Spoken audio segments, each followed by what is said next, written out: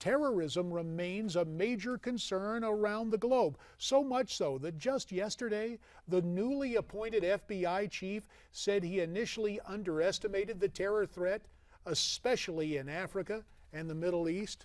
Well, here to discuss these threats and what needs to be done, our friend Chad Jenkins, former FBI agent, Army veteran, West Pointer, founder of the Jenkins Group.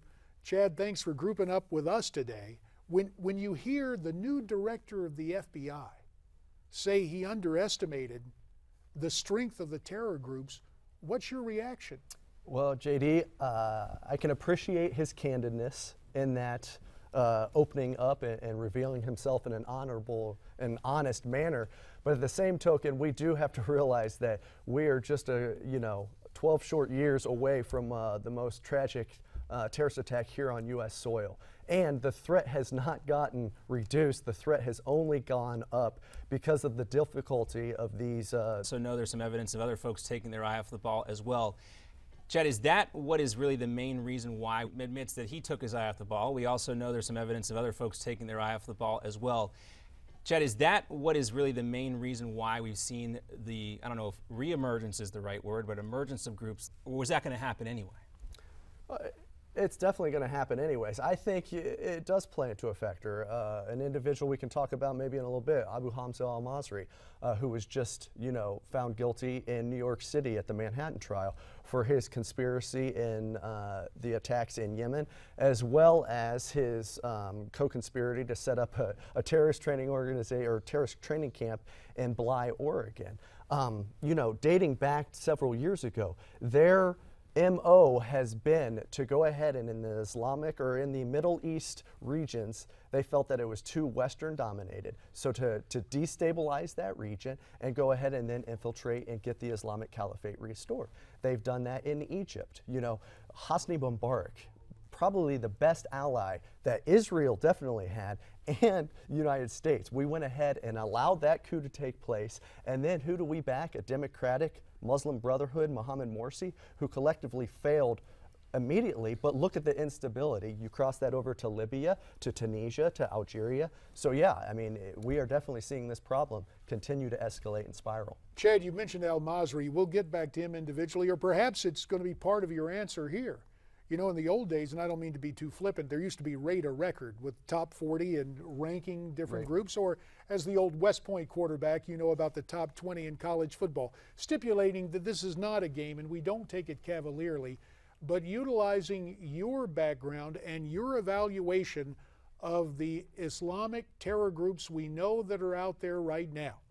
If you had to rate the clear and present danger to the United States, or the group that perhaps is the strongest or the most threatening to the United States right now, do you have a group that stands head and shoulders above the rest? I think outside the United States, it would be still Al-Qaeda in the Arabian Peninsula. And then I think very susceptible here in the United States is the offshoots of Muslim Brotherhood that's present within the United States that is gaining traction. Chad, what about, and I keep coming back to this because I found it so disturbing, initially reported to me as intelligence and later passed along in the press over the years, the notion that there's a very active interchange or exchange between Iran and Venezuela, a plane load of Iranians coming from Tehran to Caracas, presumably to get training in Spanish and to come through Central America, South and Central America, across our porous border with Mexico. How major is that threat?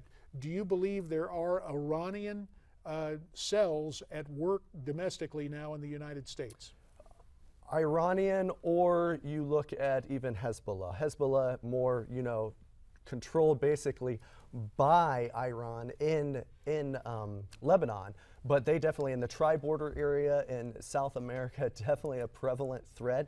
And then looking at Sunni extremism, look at the West Indies. Look at all of the islands off of there. I mean, St. Lucia, all those areas are now predominantly, there's radical Islam spreading throughout them quite quickly, which they're more Sunni side of the house, whereas Hezbollah, Iran's more on the Shia side of the house. And Chad, while we have you here, I also want to focus on Sunni and Shia details here as we look towards Iraq. We just are seeing the results from the Iraqi election coming in right now, and it looks like Nouri Maliki, the prime minister, is going to hold on to power there, defeating some more extreme rivals like Muqtada al-Sadr, some names that we've heard throughout the course following the Iraqi war. Since the United States has spent so much money and so much blood, some of your fellow Army troops in there throughout the course following the Iraqi war. Since the United States has spent so much money and so much blood, some of your fellow Army troops in there, as we look towards the Iraqi election here,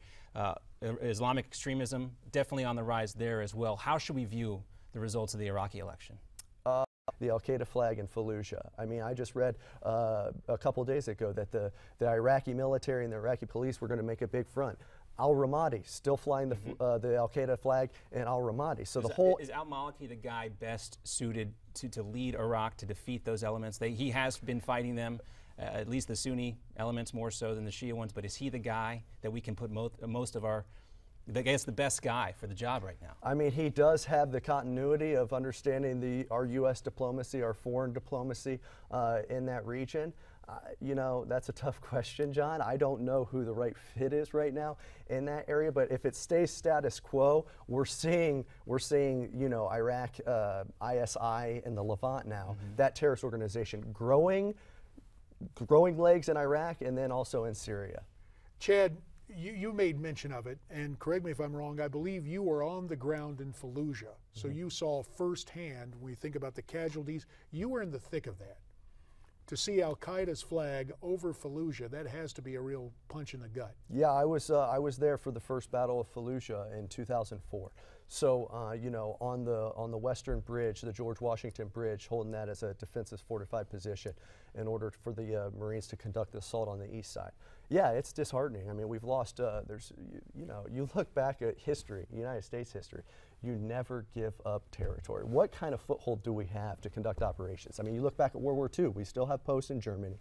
We still have a foothold in Korea. What did we gain now in Iraq? We have no territory that we can call, that we could go ahead and conduct operations out of in that most tumultuous region in the world right now. Senator Wayne Morse in the 1960s, when it came to Vietnam, the Oregon Republican turned Democrat said, we ought to declare victory and get out. Is that essentially what President Obama did in Iraq?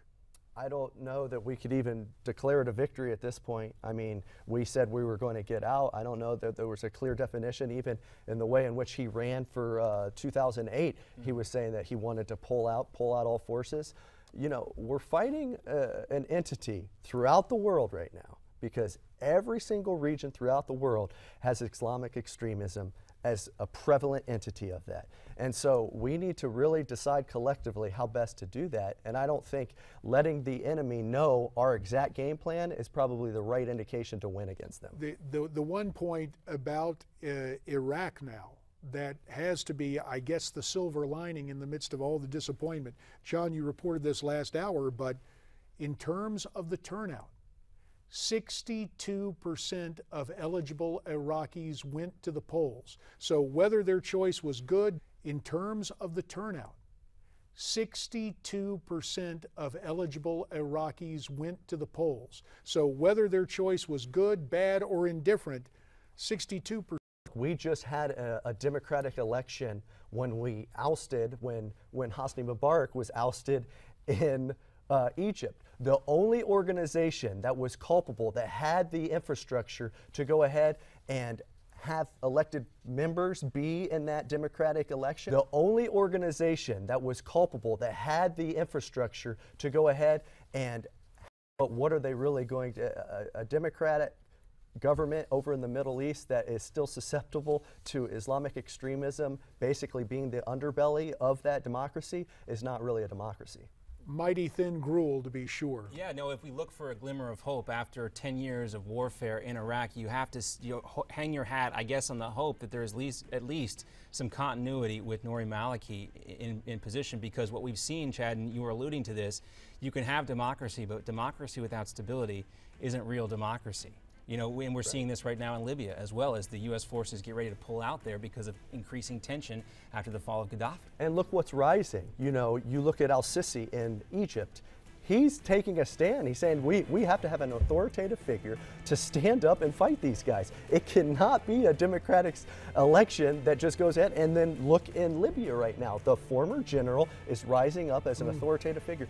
And that's going to be interesting to see what our foreign policy is to either support that or deny that. We'll keep an eye on that, Chad. We'll have to leave it there. There's more to come on America's